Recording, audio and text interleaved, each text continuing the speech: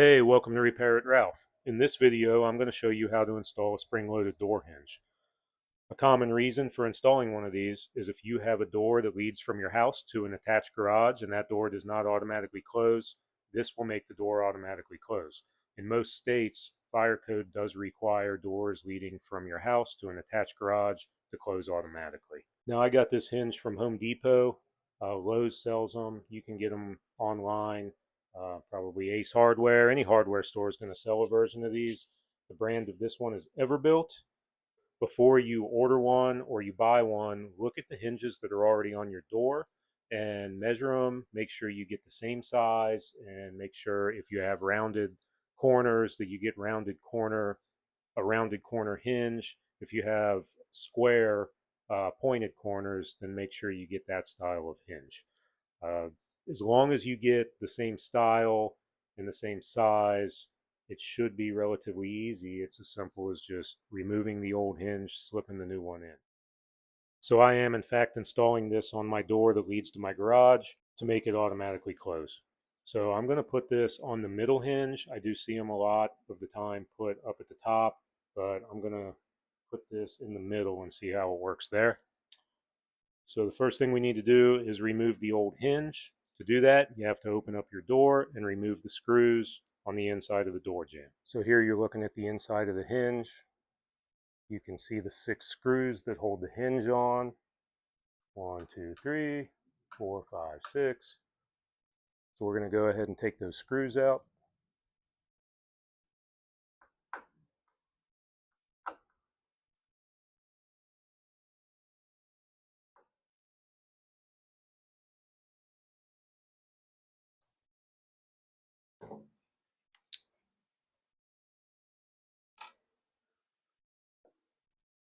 All right, so now we'll just do a quick comparison with the new hinge and make sure that it does in fact match up with the old one. And then we'll go ahead and drop it in place.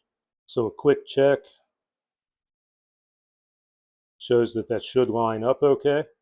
All right, and when you put this hinge back in place, you need to look at the hinge. The end with the hole needs to be pointing towards the top. So we're going to put it in place like this.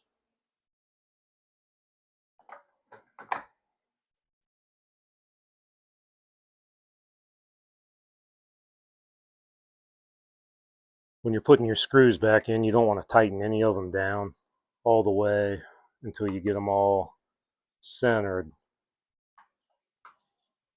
That way the hinge will kind of walk into place.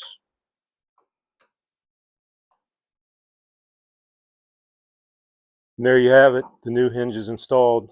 Now we'll go ahead and make sure the door closes, and then we have to set the tension on the spring to make the door close with the right amount of force.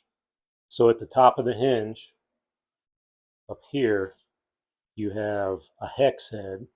Takes a 5/32 Allen wrench, and that Allen wrench does come with the hinge. And then you have this little hole here that you insert a pin through. And the pin, see if I can get that, the pin is right there. So you set the tension with the wrench up top, and then you slide the pin through the hole to hold the correct tension. If you decide later you need to add or remove tension, you have to tap this pin out and then back the tension off and then put the pin back in.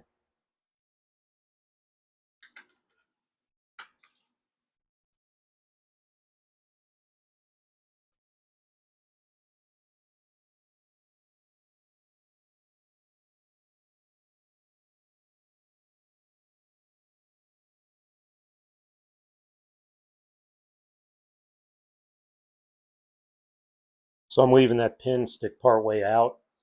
That way it's easy for me to pull back out if I don't like where I got the tension.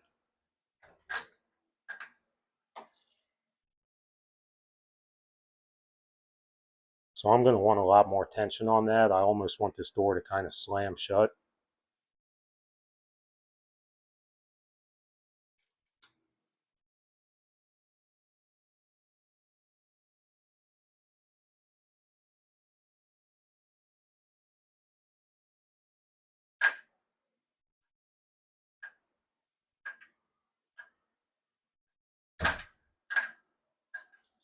pretty good. I'm going to try to add a little more tension.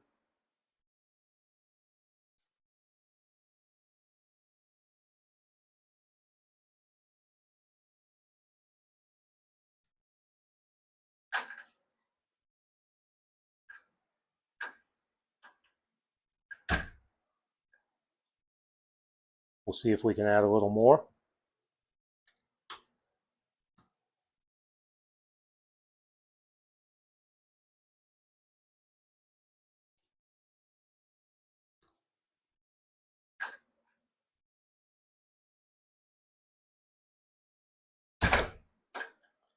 Bingo, that's perfect. That's exactly what I'm after. So I'm going to go ahead and push that pin all the way in.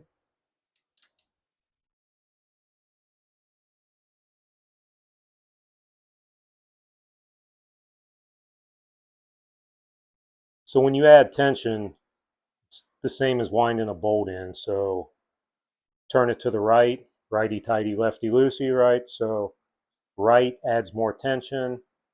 You'll feel it. Left backs the tension off. I mean, when you go right with it and you let go of the wrench will come back on you. So it's really self-explanatory. But that's it. It's just as simple as that. And now I have a garage door that automatically closes.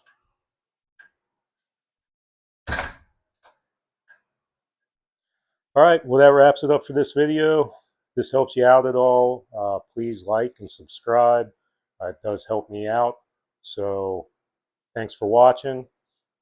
Catch you next time.